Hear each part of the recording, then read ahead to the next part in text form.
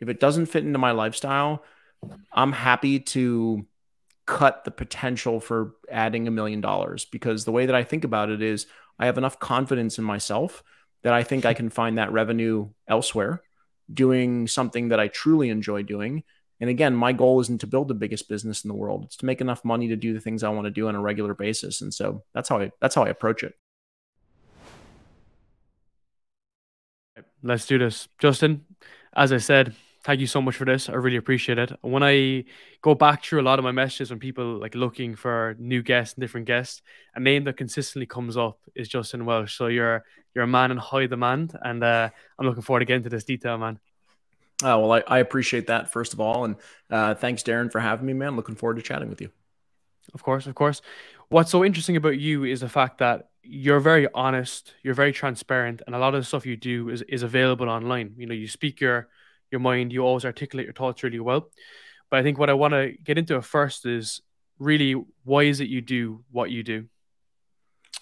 Yeah, I mean, there's more than two reasons, but I'd say the two primary reasons are number one, I want to help people design a life in a similar fashion to the life that I've designed, if that's their intention, right? Not everyone wants to build their own thing or work for themselves or design a one-person business. And the easiest way for me to do that and to impact people at scale is to do it through social media content. So I spend a lot of time creating things that I think are actionable and useful on social media that will actually let people start to transition into this lifestyle where they can build their own one-person business, work for themselves, detach from that corporate job a little bit, and maybe design their life a little bit more intentionally. The second reason is for me, and it's because this is the life that I wanted to build. I'm not about, my sort of goal has never been to build the biggest business or to become the wealthiest person or to shoot for, 10 or $20 million. My job in what I want to achieve in my life is to live a life that I can spend my time doing what I want, when I want, with whom I want. And to me, solopreneurship is the best route for that. And therefore I do it for me as well. But it's interesting for you because, you've had the parallel between the high level executive role, New York, really on the grind and really on a very aspirational kind of path. And you're going to get to the stage whereby you could have been a founder of raised money. So why in that kind of instance did you go down that real, I'm going to stick on my own individual path? Because it's interesting. There's a big kind of identity kind of like, not necessarily crisis, but a way to look into it introspectively, because people might not want to go down that path because they believe that they're the executive, but you stepped away from it. Yeah, I think it's a lot less around what I do want to do or what I did want to do, and more about what I don't want to do. So I think that most people build their goals and build their life with, like, they look at the future goals. So they might make like a monetary goal or an impact goal or whatever goal that you look to achieve, and then design a business first. And then their life sort of revolves around it. And what they often find in the journey is that the goal or outcome is nice or fun, but the journey to get there is not that fun. And they end up spending a lot of time, especially during their, what I call them prime years. They're, I'm in my 40s, but like 30s, 40s, 50s, doing a lot of things they don't want to do. And who knows how long we've all got here. So I wanted to do something a little bit different. Instead, I wanted to start with all the things I don't want to do. And then I want to build my life based on the things I do want to do and stay away from the things I don't want to do, and then wrap a business around that. So raising money, being an executive, working 60 hours a week, being responsible for somebody else, having to report to somebody else, having obligations, those things just weren't on my journey. And so they're not a part of my business. And that's the kind of American dream that I guess is kind of instilled in you as like success, but like the term success has changed so much, hasn't it? It's like adopted in terms of what we perceive to be the goal, because it constantly kind of moves. I thought what was quite interesting as well is like your personality towards this, because I think there's actually a lot of similarities between like your kind of type A personality as you describe on our podcast, and similar enough to myself. And I remember there was a quote you had, which I pulled up here from your podcast with Dan Cole. And you said, I feel like every moment I'm not working on my business is a wasted moment, which is a problem. How did you find those early days? Did you think that it was very like difficult to go from those 60 hours to trying to eliminate it and work against the kind of anxious behavior around it? Yeah, it's one thing to say like, "Oh, here's the life I want to design." Okay, I got it on a piece of paper, and now it's just real easy to follow that, right? You have to break habits. You have to get out of the mindset in the current sort of rigmarole that you get into as an executive, right? So when I was a chief revenue officer, and before that, a VP of sales at a company called Public Stuff, I was meeting to meeting to meeting to meeting, running, grabbing a lunch. Like you hardly had time to shove something into my face and like get home late, start early. Those, you don't just break those overnight. And so you get this habit instilled in you where if you're not working on your business, you feel like you're wasting time. You're like, I should be doing something to move the ball forward or push. That comes from both being an executive and building a business, but it also comes from a lot of just like preconceived notions in society of like hustling and grinding and 24/7, this, that, and all the things you get instilled in you, especially when you're a young man. And so it took a while for me to get out of that. But the way that I got out of it was to really step back and think, what are the things that drives my business forward or drive my business forward? It's really 20% of the things that I do have 80% of the impact, right? Like most things. And then it's a matter of doing those 20%, doing that 20% to the best of your ability. And the only way that you can do that is through rest, sleep, breaks, downtime, time with friends, time with your family.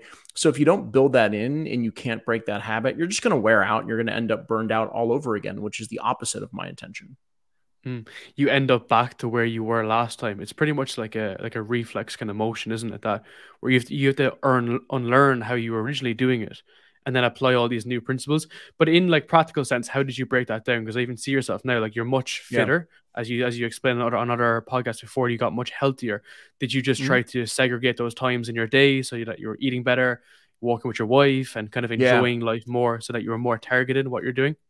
Yeah. So practically what I did was um, I first took the 20% of things that I needed to do, right? So like, what are the things that I need in order for my business to thrive and for me to be successful and to continue to make money and to be, support my family.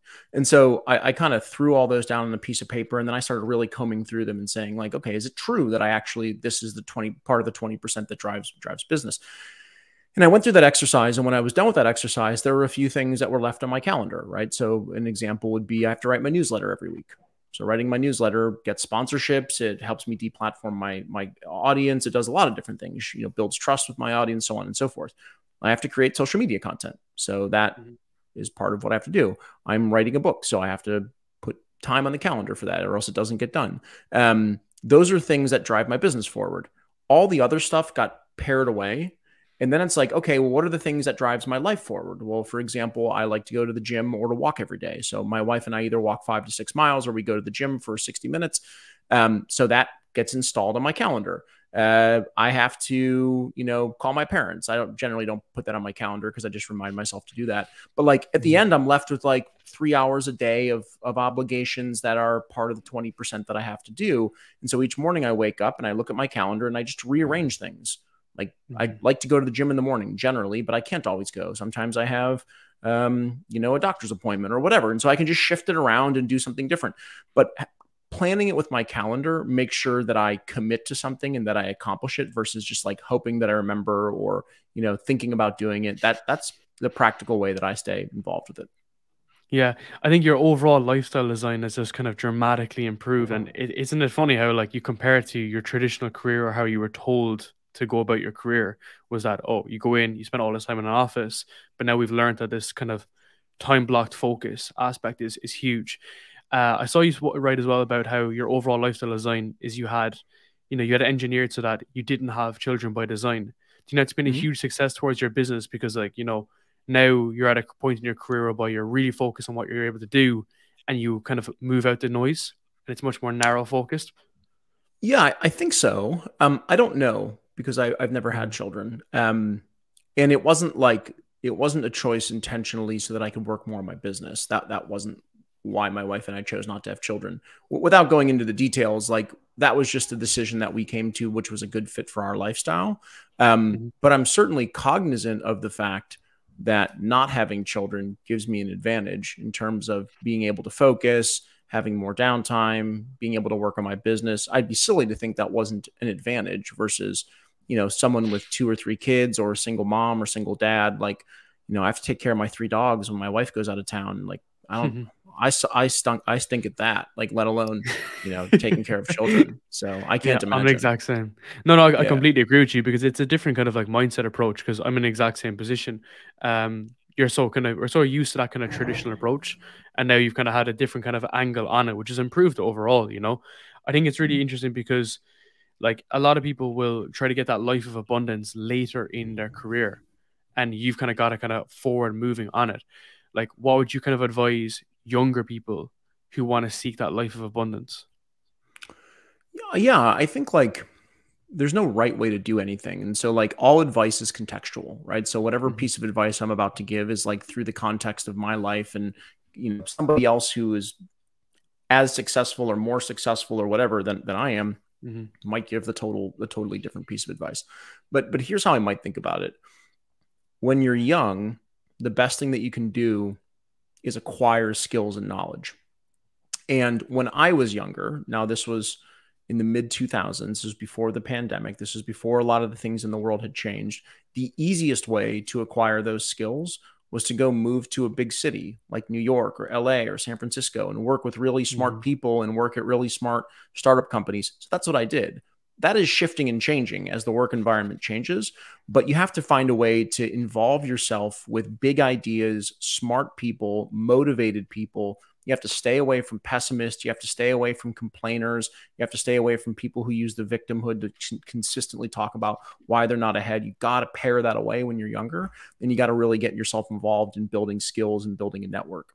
Once you sort of go to a city or go to a startup and build this network, you kind of got to, I use the word pillage, and I don't mean it in a bad way, but like you kind of grab all the skills, all the knowledge, all the friends, all the peers that you can. And then once you have all of that, you're in a much better position to go out and start designing things on your own. I like the idea of like getting into a really brilliant company with brilliant people, grabbing all those skills, all that knowledge, all those friends, that huge network, and then doing that at a very young age so that you can turn around and then use all the things you learn to create the life that you want. And maybe it's not the life that I'm designing. Maybe it's Yeah. building the next Tesla. Maybe it's building the next Twitter, whatever. It doesn't matter. But to me, that's like an integral part of making smart decisions as a young person. Yeah, it's a huge difference as well in career because like sometimes if you're with big companies, you don't get that much exposure. And like I've had the difference. Like I've worked with some of the biggest, consulting firms in the world, and I didn't get that experience. Whereas now I'm in like, well, it's a high growth scale up. And I have that more immersive experience, the product, the sales, the copywriting, the marketing side of things, getting as much broad-based knowledge as possible so that you can go and do that for yourself in a couple of years or however that develops. That's like a huge part of trying to get into the nitty gritty, really, isn't Mm-hmm. it? That like in those early years, whether your background is in tech, product, writing, anything, you can get into those companies and be an integral part of it and use those skills to go elsewhere. Yeah, 100%. I wasn't very good at what I did for a long time, so I had to Mhm. accelerate that journey. From 21 to 28, I was not successful. I got fired a bunch of times. I wasn't a good salesperson. I didn't make my quotas. I didn't make sales. I got lucky in 2009. I applied to be the first or second salesperson at a company called ZocDoc in New York City, and I had never even lived in a. I was living in Allentown, Pennsylvania at the time, and I ended up getting the role, and that was like the thing that changed me. Incredibly brilliant people, high velocity, thriving city, great product, motivated individuals in a product I believed in. And watching how everyone in that business handled themselves and the accountability they had and the work ethic they had, it kind of stuck to me like glue. And that was a huge turning point for me in my career, was just being involved with really smart people. It kind of rubs off on you, and Yeah. at least it did for me. And so I just can't recommend that enough. It's environment design, isn't it? Just like you said, Yeah, lifestyle is kind of more longer. Like environment is like in the weeds, like day to day stuff. One of the reasons why I'm in Singapore is similar enough what you're describing New York.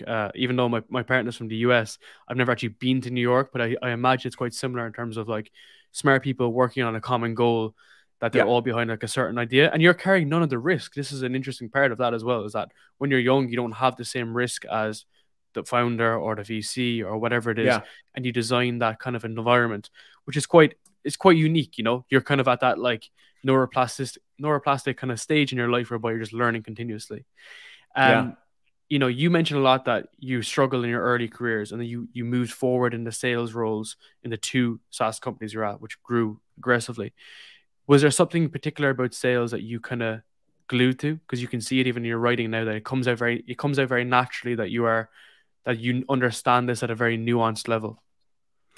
Um, it was it was finally having success that snowballed into wanting more of it. So, for example, from 21 to 28, I wasn't very good at anything, so I wasn't motivated by anything.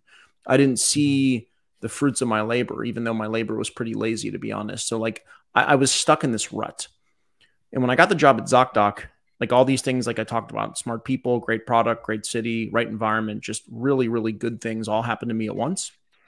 I went out on my very first day with my boss, Ryan, and I made a sale. And I was like, I haven't made a sale before. I'd never had a customer hand me their credit card. Like that just wasn't the kind of Sick. selling that I was in before that. I was in pharma where you Hmm. like influence, right? And so I was like, oh my gosh, I did this. And it gave me that like boost that I needed to tell me that I was going to be good at this. And once I had a little taste of that, I wanted a little more. And then once I started making sales on a regular basis, then I wanted to be the top salesperson. And then when I won the top salesperson award, then I wanted to be a manager. And once I won the managerial awards, I wanted to be a director. And it just snowballed and snowballed and snowballed and snowballed. And so that was like a really big turning point in my life. I got hired December 7th, 2009. And most things in my life since that period of time have gone well versus prior to that period of time, they had all gone poorly. So that was like the catalyst and turning point for me to get competitive with my peers and then turn that competition into competition with myself. Mm. And it's all about using those influences properly. You remind me very much of Marcus Chan, who's on my podcast recently as well, when he was talking about like, the first time he was making sales, like he was selling Speedos and he was like, what the fuck? People actually want to buy this from me. And he knew he Yeah. kind of had the language of sales and the persuasion of it. Do you think that those earlier years influenced where you are now in terms of how you design products? Because your product range is quite narrow. You have content Mm-hmm. operating system, LinkedIn operating system, your newsletter. Has that been a big influence on the narrowness of it instead of going wide, let's say? I don't necessarily know that that's been an influence on going narrow versus going wide. I think what's been more of an influence there is just my prospective customers and audience. Like, um, I want to be good at the things I do. I want to excel at a high level at all the things that I do, all the products and services that I put out. I want them to be high level excellent. And things can't be excellent if they're not solving the problems that your audience actually cares about.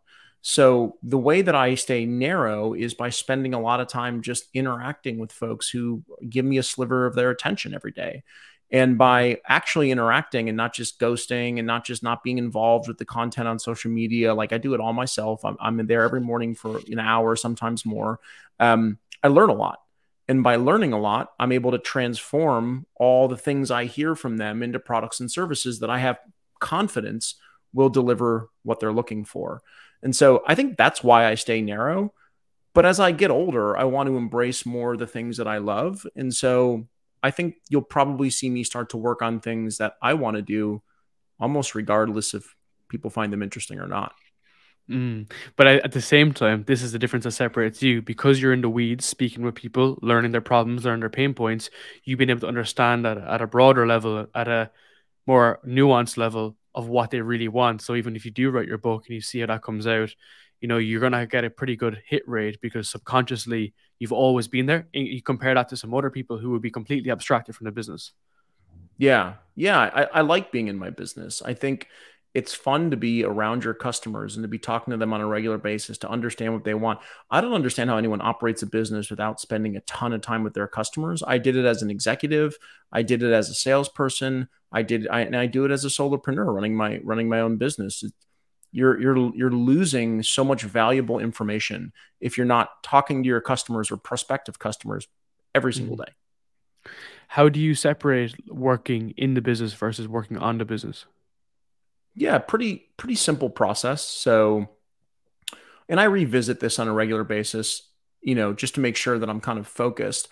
A simple system that I've learned from watching, productivity folks and TED Talks and things like that. I think it was might have been Rory Vaden, but I might get this wrong. So there's a system: eliminate, simplify, automate, delegate. Mm-hmm. I always start with elimination because my goal is to do less of what I don't want, more of what I do. So elimination for me is number one. So every week or every month or every quarter, I'll say like, these are things that I'm doing on a regular basis, or I have upcoming obligations to do that I don't want to do and don't need to do, right? Those things will get eliminated. Favors for friends of friends, being on a podcast that I shouldn't have said yes to. There's a million things that I get on my calendar. No, I said I should be on this one. So thank you. Exactly. Thank you. But like, there's a million things I've said yes to in my past that I shouldn't have. And so I eliminate first. Once I've eliminated all that stuff, it opens up a lot of free time. But I look across my calendar and there's a lot of things I do that are complex and could be simplified or could be systematized. So the next thing I look to do is to simplify something that is too complex, that I'm spending too much time on. Once I've eliminated and simplified, the next thing is, okay, of that which is left over, what can I use technology to automate? So Zapier or some of the Airtable automations that I have, like what am I currently spending manual time doing that I shouldn't be, that's a piece of software should be doing? Okay, once I've automated those things, the next thing is delegate. So, I have a virtual assistant, a part-time virtual assistant named Elizabeth. And so like, I don't want to be creating invoices every day. So she'll create an invoice. She does customer service. So I've eliminated, simplified, automated, delegated. Whatever's left over are high value things that need me, that are generally creative things that I can't outsource or ask somebody else to do, the creative stuff that drives my business forward. And so that's how I kind of focus on, knowing what to work on, I guess. I get you. Do you ever have a feeling of like kind of loss, essentially, if you try cut something out that you think might be valuable down the line? When people are kind of experimenting and they're kind of doing different hypotheses around areas, are you cutting it at the root when you say, okay, this is bullshit, I can just get rid of it or I can automate it? Like, how do you work through that kind of process in a mental model? Yeah, I don't know that I have a complex mental model, but I'll give you an example. So about 18 months ago, maybe almost 2 years ago, I started a community, private community, and it grew very, very quickly to close to 700 members from like 65 countries around the world. And it was run on Slack. And so it was always going, Crazy. always chattering. And it was a pretty big business for me. It was 15K MRR business. So, it's 180 grand a year business, just running a private community. So I started to get overwhelmed by it because, knowing my personality, I create my calendar like we talked about a little bit earlier. Well, when you have a gap in your calendar of 2 hours, it should feel good. It should feel like downtime, going to the market, going out, hanging out with friends, grabbing a coffee, whatever. And what ended up happening instead is when I had that 2 hour block and I had a community, it was always on, right? It's like, oh, well, I guess I don't really have downtime. I have to go into the community and chat more and make a video or write a thought piece or something like that. And so I made the decision to just cut that. And to answer your question, like, could it have become $1 million community? I think so. Would it have been the right fit for my lifestyle today? No. And so that's all I need to know is, if it doesn't fit into my lifestyle, I'm happy to cut the potential for adding $1 million, because the way that I think about it is, I have enough confidence in myself that I think I can find that revenue elsewhere, doing something that I truly enjoy doing. And again, my goal isn't to build the biggest business in the world. It's to make enough money to do the things I want to do on a regular basis. And so that's how I approach it. Very interesting, because community, as you said, is 24/7. The lights are always on. Whereas what you're doing with a digital product sense is that, you build it, you validate it, and then you ship it, and then you're continuously just, you have infinite upside reward to it, which is very an interesting model, isn't it? Because like, people always try to push you onto community. You need that monthly reoccurring revenue. That's like the kind of the way it's being pitched, but it's good if it doesn't fit into your lifestyle. And that's funny because you, of course, get a lot of opportunity, let's say business opportunity. People will come at you with different ideas, but now you have to get to the point whereby it's not about will it be profitable or not, but it does it fit my lifestyle or not. And that's a very good position to be in. Yeah, it's amazing how many people reach out to me and say, man, if you just did X, you could add 50 grand a month. And it's like, oh, I know that. But I don't want to do that. Like, I don't have interest in doing things outside of that gloss over or take me away from the life that I want to build. Hmm. I don't care if it makes an extra 100 grand a month. If it requires me to restructure my life, if it requires me to go against my goals and my mission and my vision for my life, it doesn't fit then. And so saying no to that is not easy, but it's easier when you remind, or when I remind myself of what my actual, goals are in life. Of course, yeah. And that's a very like good position to come from because you're not kind of, jumping at the next dollar and you don't have shiny penny syndrome. You've been able to kind of devise that. You spoke a lot about like the support system you have, especially from your wife as well, that supports you a Mm-hmm. lot. How important do you think it is about having that well-rounded support system to bounce ideas off, share kind of knowledge and get a second perspective on things when you're coming to these decisions? I think it's extremely important. My wife and I operate in a really interesting way. We're like, um, we don't spend a lot of time brainstorming business. Hmm. I mostly talk to my customers about my business, and I make a lot of hypotheses, and then I take a lot of action, and I let the market tell me if it was a good idea. Like, one thing that I say a lot is it's cool and helpful to talk to people, but at the end, or in the end, I don't just want to talk to everyone about my ideas. Like, it doesn't really matter if my wife thinks my idea is good, or if my best friend thinks my idea is good, or if my mom Yeah. thinks my idea is good. It doesn't matter at all. Like, you're seeking validation. And so we don't actually Hmm. do a whole lot of that. I test things out, let my customers tell me if they work. Where the support is so helpful is confidence, right? Believing Hmm. in me, telling me I can do things that I don't think I can do, bringing me up when I get real down, right? Leveling me down when I get real up. There's a lot of things, that my wife is really, really good at, that I'm not so good at. And plus, just like keeping our family stable. I get really attached to things that I want to do for my job, and like I go heads down on something. I might go 5 hours in a row on something I get really excited about, and like my wife makes sure that I eat food and do other things that are important for me. So I It's really crazy, appreciate yeah. that. No, because I'm the exact same. Like my partner's the exact same. Is that it's a yin and yang. Like she's a yoga instructor. I'm like working in finance. As in this is the kind of relationship you need. But it's why I ask you is because it's been so helpful for myself. And then I saw your post around it, which made it kind of realize that it even more. I think, and people are so there's always this emphasis on getting a mentor. Like you need a mentor, you need a mentor. Whereas you actually don't need a mentor. You need to just get on with your life and fucking work hard and take action, as you said. But then it's nice to have support structures around there. They're the pillars of the building, let's say. For sure. And the hardest way to find a mentor is to go look for one. The easiest way to find a mentor is to be mentorable, right? Yeah, To yeah, of to course. to make yourself interesting, and to do well at work, to do well at whatever you do. You become much more attractive to a mentor when you do those things. And that's the easiest way to find a mentor. When you're doing cool Mhm. shit, like, mentors come out of the woodwork. Exactly, exactly.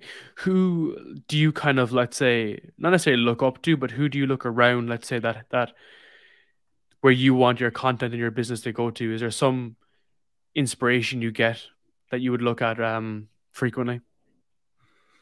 Yeah. I mean, I think the person who probably inspired me to think about my life the way that I think about it is Daniel Vassallo on Twitter.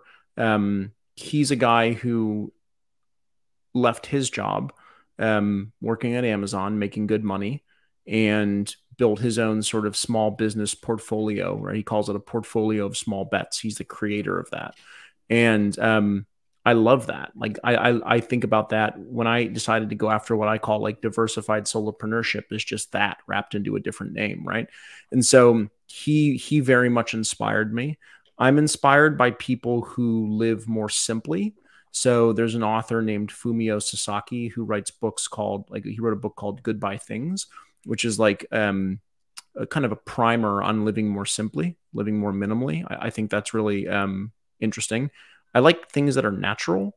There's a guy on Twitter. I don't think I've actually ever wrote on his content or anything, just sort of lurk and read it, named Simon Saris, who is renovating his home, building it beautifully, building it naturally, a lot of natural ingredients, a lot of natural materials.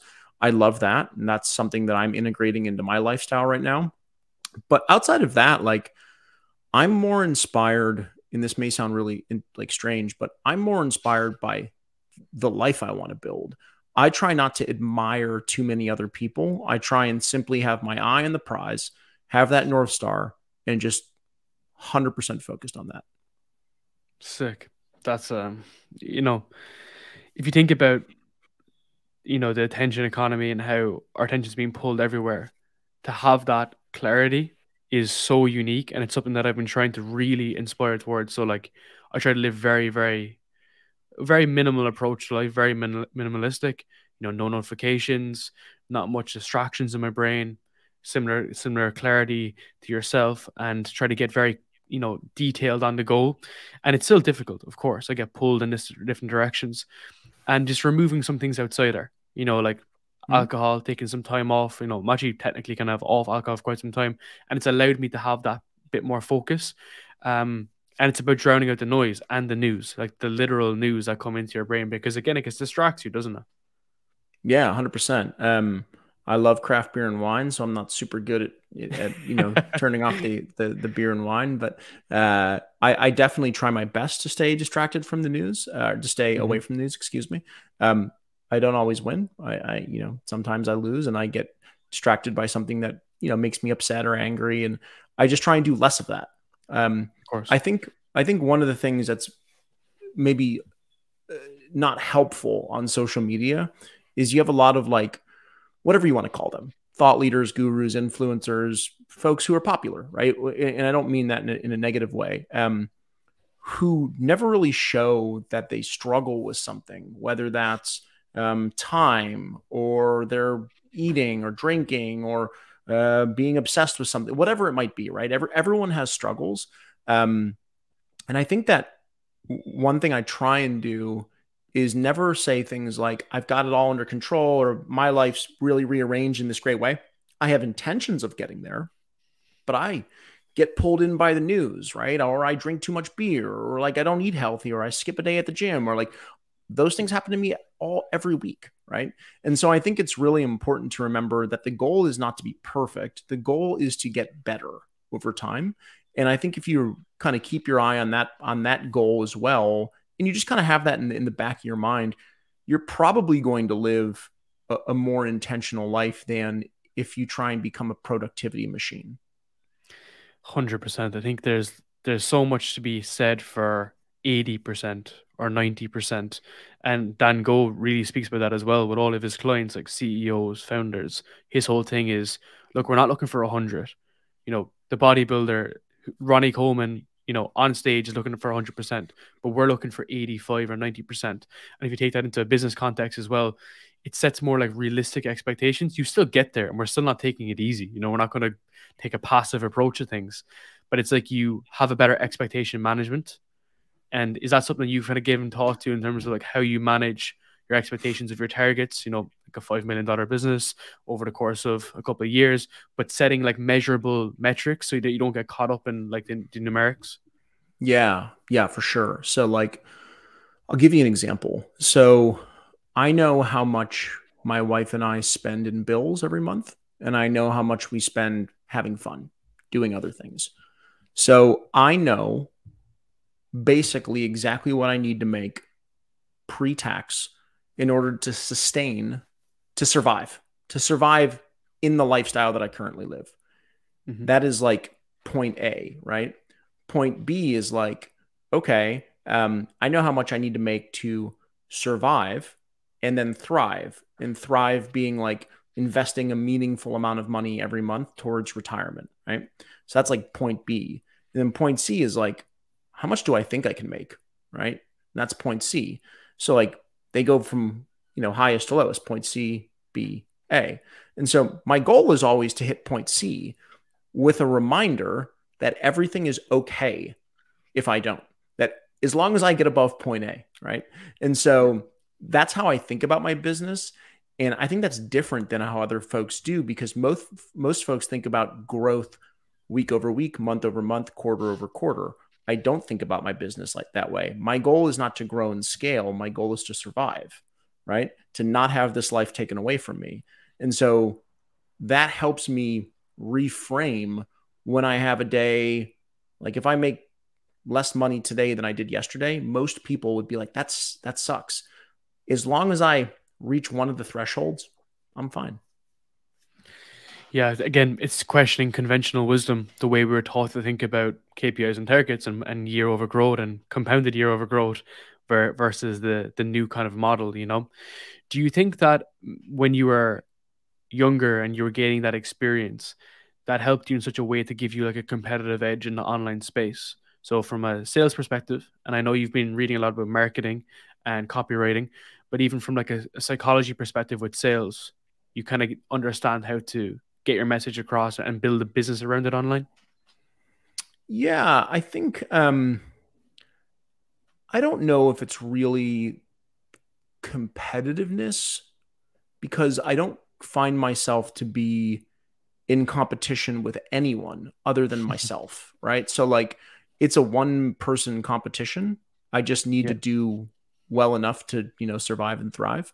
Um, what I do think is helpful is everything that I incorporate into my business, because I've eliminated, simplified, automated, and delegated, most of what is left over are things that I'm genuinely curious about. And so when you see people thriving in life, they kind of go down one of two general paths. One is they're thriving because they're so competitive that they want to beat everyone else, right? Michael Jordan, Tom Brady, right? Those are just sports examples, super simple. Another reason that you see people succeed is because they're just naturally curious, so curious about a particular topic or rabbit hole that they'll go down it forever until they get really good at it. And so for me, like writing copy and selling and marketing is less about competing with somebody else and more about the fact that I think like it's super interesting and I want to be the best at it, not because I'm beating other people, but because like embracing that curiosity feels really good. Yeah, man, I love that. I'm the exact same in terms of I feel like that there's so much pressure being put on like the competition between each other, but it's player versus player. Then if you think that you're against like someone that's you're working with or someone in a competitive firm or online, it's player versus player. But when it's only you, you show up every day and you're like, I'm getting that 1% better. And I love that Totally. approach because you don't need to be you don't need to be the best to be successful online to make a lot of money. You just need to be like very committed to the certain process and just drive it home every day. Like even for myself, recording a lot of podcasts, I need to show up. I need to show up in different places. I need to show up on LinkedIn. I need to build a brand around it too. But I'm dyslexic, so naturally I'm not a good writer. But about a year ago, I was like, fuck it. I'm just going to keep on writing, see what Yeah. happens, use Grammarly, use Hemingway app, see what happens. And I just got a lot better at writing. Am I better than someone else? Awesome. Probably not, but just a lot better, you know? And it was like, I wasn't competing with anybody. Someone could look at it saying shit, but fundamentally you're doing it for yourself. And I think then you can just really accelerate your growth from there. Yeah, that's awesome. And I also think it's really helpful to realize that, and I've written about this often when you get to the top at anything, right? And look around, a lot of the people are miserable. And so I wasn't driven to be like, and by the way, I'm sure Tom Brady lives a great life, by the way. So this is maybe a terrible example, but like his addiction to competition right now is, Mhm. he's finding himself and struggling with his marriage, he's going through all these different things that are probably, and again, I don't know the guy. And so I'm just making an assumption here, but are probably tied to his inability to stop competing. Um, Whereas if you're doing it out of genuine curiosity rather than to be the number one all time great, um, you know, your life is often more balanced. Of course. And we've seen actually recent examples of that, even with Tiger Woods when he was like very, very young. You know, Tiger Woods is Tiger Woods. He was Sure. one of the best golfers of all time. But when he was very, very young, his dad put so much pressure on him, having safe words. And at 2 years old, he was on network television in the US making these crazy putts and like was this unbelievable star. But there's a backlash to it. And there's this kind of like whole side of the coin which you described about online that you don't see, but you only see the North Star. You only see like the Hmm. best example of it. So it's a different way to look at it. I think what's great about the internet and what's bad about the internet is that what's great is we see some awesome inspirations from it, and we can learn about this too, that it's not always rosy. But the bad side is that if you pick up on the wrong side of things, you're going to run with it, aren't you? And you're going to end up in the wrong place mentally around this. Hmm. So it's all Yeah, about perspective, really. I think it is. I think everything in moderation is what my mom always said. And so I think Hmm. about that in terms of work, wealth, everything, right? Just try and be moderate. And so I found that works for me. I don't know if it works for everybody else, but my goal is to continue to stay focused on living the best life possible, not being the greatest at something. Of course, of course. When you're looking at, let's say, your Saturday solo entrepreneur, people trying to Mm-hmm. take off and trying to get that first step on the ladder. What's your advice for someone who's going from zero, who's trying to just take that step online and just try to Mm-hmm. get a small bit out there to build his presence and actually kind of grow online and build something around there possibly in the future? Yeah, the easiest thing to do is to figure out what you're really obsessed with. So like we're all obsessed with something. And just because we're obsessed with something doesn't mean we can turn it into a viable business, but Hmm. it's a long journey. So don't worry about, oh, is this thing a viable business today? So like let's say for instance you're obsessed with coffee, right? So if you want to be obsessed with it, go out and learn everything you can possibly learn about it. And when you go out and you're super naturally curious about something and you're really obsessed, everything that you learn is something that you can share. And over time, if you love Costa Rican coffee and you share every single thing that you possibly can learn about it, all your observations, everything that you learned studying it, you will attract other people who have that same obsession, right? And over time, having an audience gives you some leverage. It gives you the ability to say, okay, wow, I've got 30,000 people who listen to what I have to say every day about Costa Rican coffee. What can I do with that, right? Could I build my own coffee brand? Could I do a coffee sort of, brewing book, like whatever, right? These are all just like off the cuff, right? But there's so many things you can do once you have the attention of several thousand people. And maybe ultimately you can't do anything with it, right? It doesn't matter because the exercise of being curious and obsessed with something, writing about it, and gathering the attention of other people who are obsessed with the same thing is in and of itself a learning experience that is extremely valuable. So maybe the next thing that you're obsessed with is something different, but this time it becomes a really, really viable business. And because you've already done it once, you know how to do it again better, faster, with more monetizable. Like really what I'm getting at is learn how to share what you're learning in a way that attracts other interested people, and you have so much leverage and a lot of options. Hmm. If you've ever been familiar with the book 1 Million Followers by Brendan Kane, I spoke with him recently on my show, and he made some very interesting point. He said that like a lot of people think that their niche is, it's people don't get it. It's too narrow. They can't build a following from it. But it's all about, taking your idea and then trying to build something that the masses are actually interested in because you're so passionate about it. Costa Rican coffee, you can convey Mm-hmm. the story. He's gone on to, he was actually the kind of growth marketer behind Rihanna, behind a lot of big brands, and kind of helped them kind of grow. But he did an exercise whereby he grew 1 million followers just out of nothing on Instagram due to the fact of getting people interested in what he was just discussing about, focus on a topic and went super narrow on it. So people kind of, they undervalue their skills, don't they, in that regard, thinking that nobody's going to be interested in it. But again, you build that audience and it comes naturally over time. Of Yeah. course, it's a time game. Yeah, it's the curse of granted knowledge. So, for example, like I can recall after stepping down from my job as a chief revenue officer, I opened up a consulting business because I was like, I don't really know what else to do, right? I had built a small Yeah. presence on LinkedIn, and I thought I was good enough to go out and help some early stage CEOs build their business. But in the first 24 hours, I booked a call with the CEO, and he was like, I'm struggling with sales. We're at 1 million in recurring and we want to grow to 5 million.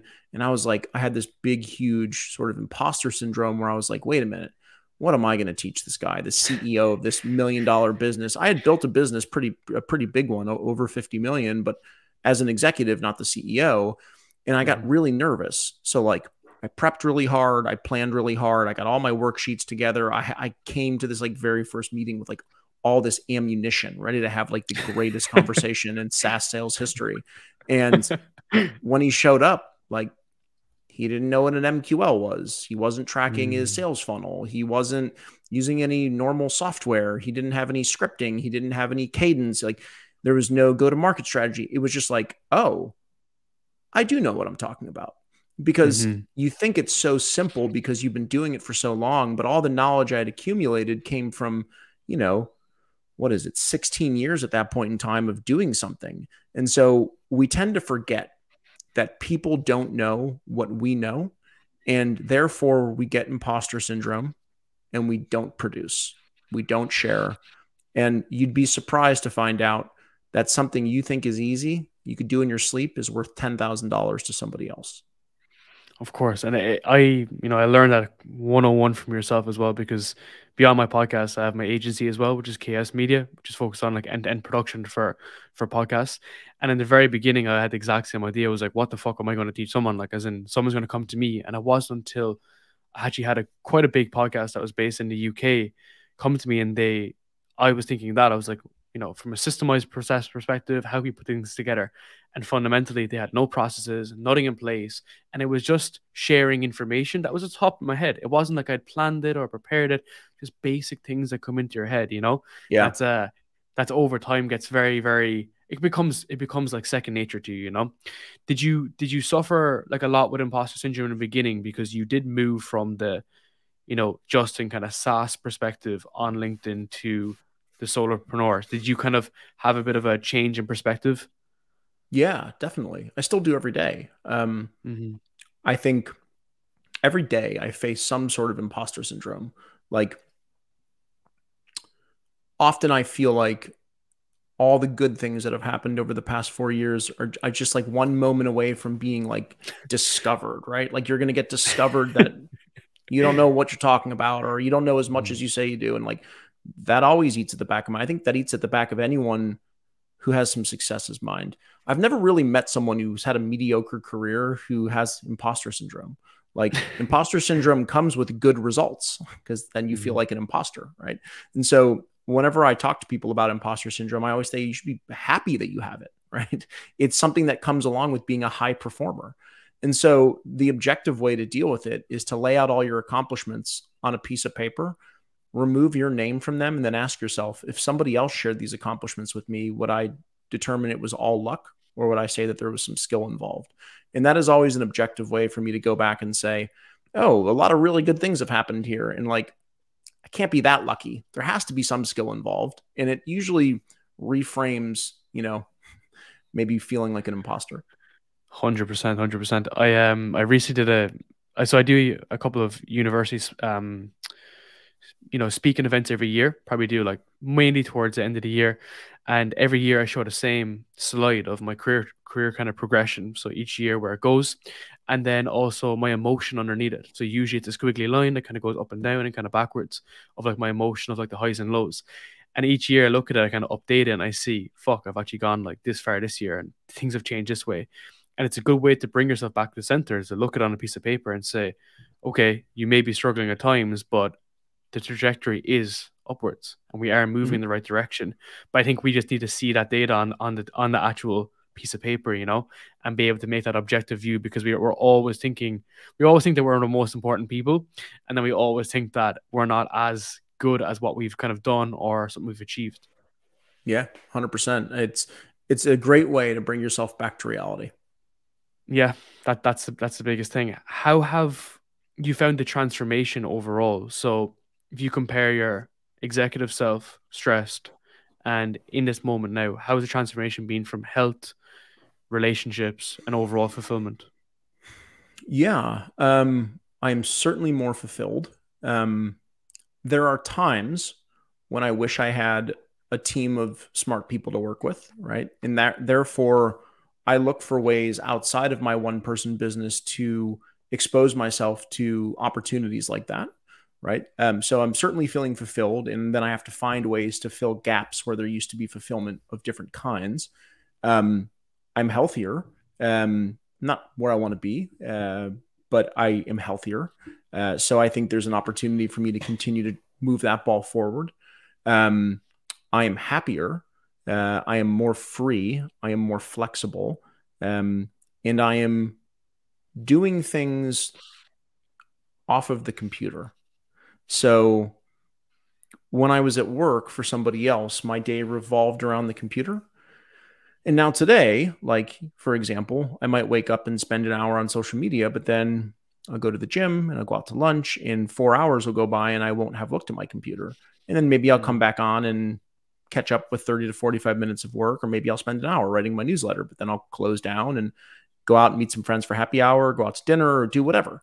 And so my life isn't constantly staring at the computer, which has been a very, very meaningful change for me. Mm. It's a big difference in terms of like, what you've been told for the last 20 years and where you ended up at the moment.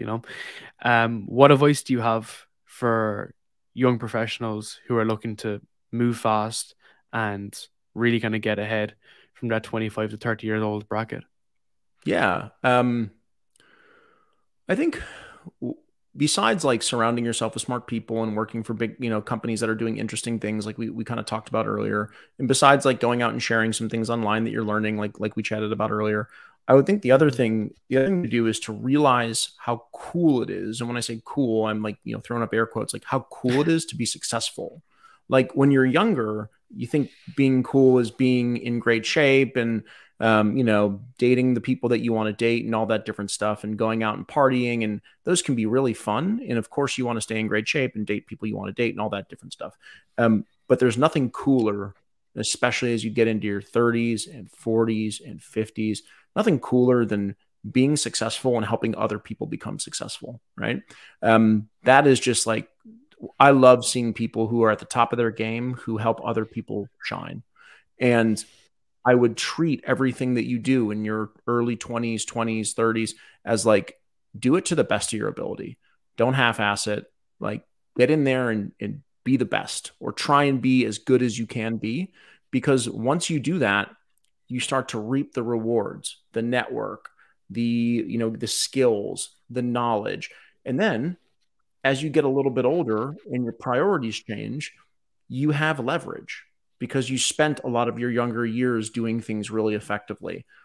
Is that the right way to live? I don't know, right? It's how I chose to do it, and it's how I would do it if I could do it over again. So that's how I think about it. Of course, I really appreciate that. I think there's so much wisdom in terms of just building those skills, leveraging it, building a network, and then being able to use the network to your advantage, whether it's through your business, through your career, or just living a life of actual meaning and purpose. Justin, like I say, a massive thank you. I really, really appreciate it. Where can Sure. people find your content, your newsletter, all that good stuff? Yeah, they can go to my website. It's just justinwelsh.me. That's just Awesome. JustinWelsh.me. They can subscribe to my newsletter, read my free guides, check out my paid courses. You can go to LinkedIn and Twitter where I'm most active, and it's just Justin Welsh. And learn pretty much more than any book will tell you in over the course of a Thanks. couple of tweets and a couple of posts. Justin, I say a massive thank you, man. I really appreciate it.